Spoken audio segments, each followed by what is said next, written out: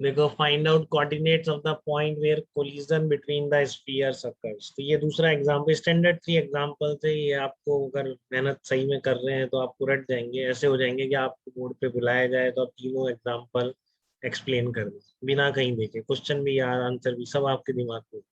और इतना होगा तभी वो एग्जाम में अपीयर होगा, इतना नहीं होगा तो एग्जाम में नहीं आएगा। ठीक है, तो मैं बुलाऊंगी तीनों एग्जांपल कर दो। कैसे करे थे हमने, सेंटर ऑफ मास के पोजीशन चेंज नहीं होती है इसके एग्जांपल्स, तो बस आ रहे हैं। अगर उस टाइम पर आपको बिल्कुल रिकॉल कर पा रहे हैं एज इट इज, तो फिर आप एग्जाम में भी करेंगे डेफिनेटली। ठीक है, तो देखो आपके ए और बी स्फीयर्स हैं, दोनों एक दूसरे के अट्रैक्शन फोर्स की तरफ से मूव कर रहे हैं क्यों? ठीक है ना, just because of mutual attraction वो मूव कर रहे हैं। सरफेस स्मूथ है आपको, ठीक है ना, ये मान लिया आपने सरफेस स्मूथ है। सेंटर की initial distance 20 into capital R, इसका मास कैपिटल एम है, इसका 4 इंटू कैपिटल एम। ठीक है, तो आपको बताना है जस्ट कोलिजन किस पॉइंट पर होगी, यहाँ से कितनी डिस्टेंस पर कोलाइड करें।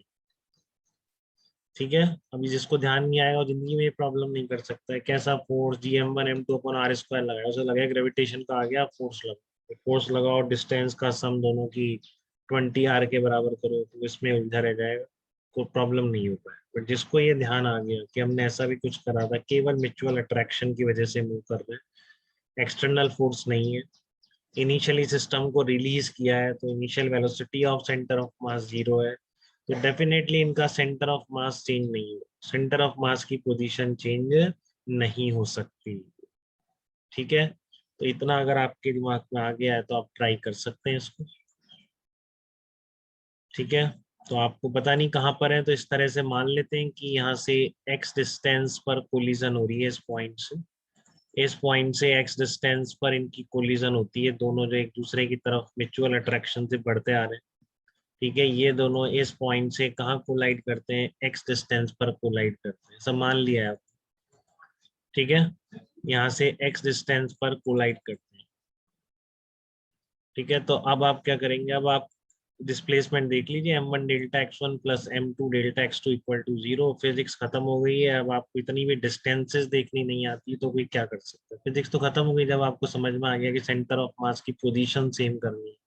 ठीक है, तो अब तो कोऑर्डिनेट तो आपको मैथ्स में सिखाया जाता है ना, इवन 7th क्लास से सिखाया जाता है, तो अब ये 7th क्लास का प्रॉब्लम।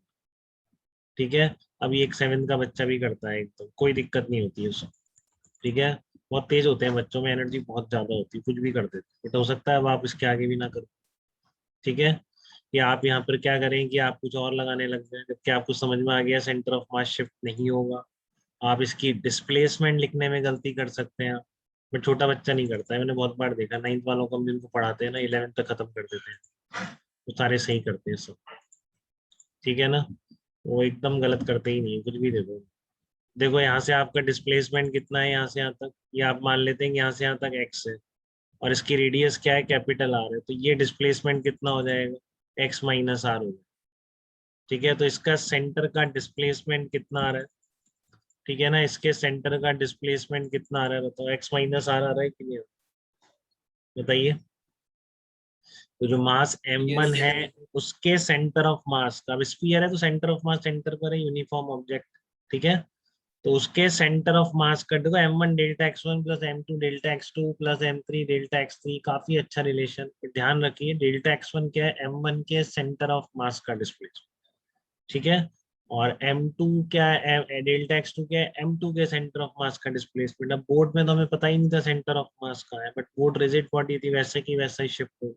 ठीक है ना, बट यहाँ पर हमको सेंटर ऑफ मास का हम डिस्प्लेसमेंट एग्जैक्टली देख सकते हैं, क्योंकि हमको पता है कि सेंटर ऑफ मास स्फीयर का कहाँ है, सेंटर। ठीक है ना, आप इसको कर देगा नॉन यूनिफॉर्म स्फीयर है और कुछ बताया नहीं, तो मैं कैसे देखूंगा, फिर थोड़ी देख पाऊंगा। अगर ये नॉन यूनिफॉर्म स्फीयर हो गया, कहीं मास डेंसिटी ज्यादा है कहीं कम है, तो फिर सेंटर ऑफ मास का सेंटर पे थोड़ी नहीं, फिर मैं क्वेश्चन थोड़ी नहीं कर पाऊंगा जब तक कि मुझे वो डिस्ट्रीब्यूशन ना बताए और मैं सेंटर ऑफ मास ना निकाल पाऊँ। ठीक है, मैं क्यों कर पा रहा हूँ ये प्रॉब्लम, क्योंकि मुझे सेंटर पता ही रहा। तो जब यहाँ पर कोलाइड कर रहे हैं जिस स्टेज पर, वहां तक और इस स्टार्टिंग पॉइंट से दोनों के सेंटर ऑफ मास का डिस्प्लेसमेंट मैं क्लियरली देख सकता हूँ, इसलिए ये प्रॉब्लम कर पा रहा हूँ। ठीक है ना, दोनों के सेंटर, वेरी गुड गणेश, दोनों के सेंटर ऑफ मास का डिस्प्लेसमेंट मैं क्लियरली देख सकता हूँ। ठीक है, तो आपने मान लिया कि ये एक्स आपको निकालना है, कि ये एक्स आपको निकालना है, कि मान लो एक्स डिस्टेंस पर जाके कोलाइड कर रहे हैं इस पॉइंट से, ठीक है ना, इस पॉइंट से वो एक्स डिस्टेंस पर जाके कोलाइड कर रहे हैं, ठीक है। तो इसका ये ओरिजिन है, आपका इनिशियल पॉइंट ये है, तो इस पॉइंट का इस पॉइंट तक डिस्प्लेसमेंट वेक्टर यही होगा, ठीक है ना, इनिशियल से फाइनल पोजीशन को जोड़ने वाला वेक्टर। तो इसका मैग्नीट्यूड कितना हो जाएगा, ये लेंथ के बराबर हो जाएगा, ठीक है।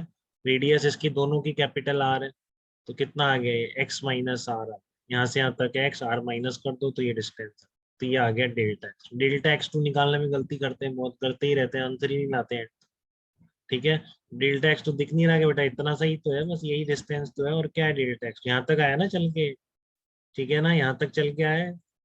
तो क्या करोगे, देखो ये डिस्टेंस ऑलरेडी दे रखी है आपको इसने 20 × r, ये प्रॉब्लम में गिवन थी, ठीक है ना, ये सेंटर की डिस्टेंस से centre to centre initial distance तो 20 × R गिवन थी, ठीक है। तो ये कितना आ जाएगा आपका, ये डिस्टेंस कितना बच गया, ठीक है ना, 20R में से क्या माइनस कर दो, देखो यहाँ तक कितना हो जाएगा x, ये r, ये तो ये यहाँ तक x प्लस आर हो, ठीक है। तो बचा हुआ कितना रह गया, 20R minus x plus capital R, तो कितना आ गया 90R माइनस एक्स, ठीक है ना, ये कितना आ गया 19R माइनस एक्स और x माइनस आर, तो आप कितना आ गया m1 delta x1 plus m2 delta x2 equal to 0, ठीक है।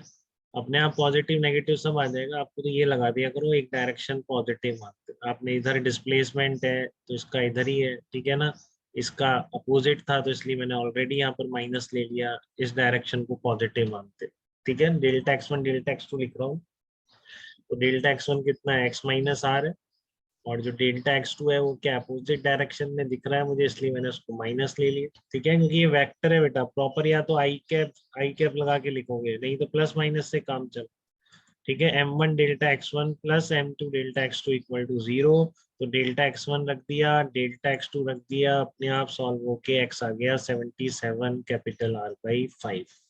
तो आगे सॉल्व तो कर लेंगे आप, बट बेसिक कंसेप्ट सबको क्लियर है, ठीक है। तो इंडिविजुअल का सेंटर ऑफ मास चेंज होगा, क्योंकि इंडिविजुअल पर तो एक दूसरे का एक्सटर्नल फोर्स आ रहा है ना, बट कंबाइंड सिस्टम पर कोई एक्सटर्नल फोर्स नहीं, जो कुछ है इनका इंटरनल मामला है, ठीक है। और इंटरनल फोर्सेस सेंटर ऑफ मास का एक्सेलरेशन प्रोड्यूस नहीं कर सकते हैं, ठीक है, क्योंकि फार्मूला क्या है, सारे एक्सटर्नल फोर्सेस का sum is equal to mass into acceleration of centre of, और इनिशियल वेलोसिटी ना हो और acceleration of centre of mass ना हो, तो सेंटर ऑफ मास के पास कभी भी वेलोसिटी आएगी ही नहीं, इसका मतलब कभी उसका डिस्प्लेसमेंट होगा ही नहीं, तो वही चीज यूज कर ली हम। यहाँ तक कोई कंफ्यूजन किसी को इस प्रॉब्लम, तो वो पूछ सकता है, यहाँ तक बात क्लियर है बिल्कुल। अब करना है एससीवी में 2 प्रॉब्लम्स या 3 प्रॉब्लम्स और है, ठीक है, एक और मैं करा रहा हूँ अभी इसकी, वो आपसे बननी चाहिए बिना किसी हेल्प, ठीक है। एक बंदर चलता है, चढ़ रहा है बलून पे, हैंगिंग बलून है हवा में, उस पे बंदर ऊपर पहुंच गया, तो बताओ बलून का डिस्प्लेसमेंट कितना हो, ये सब है, ठीक है।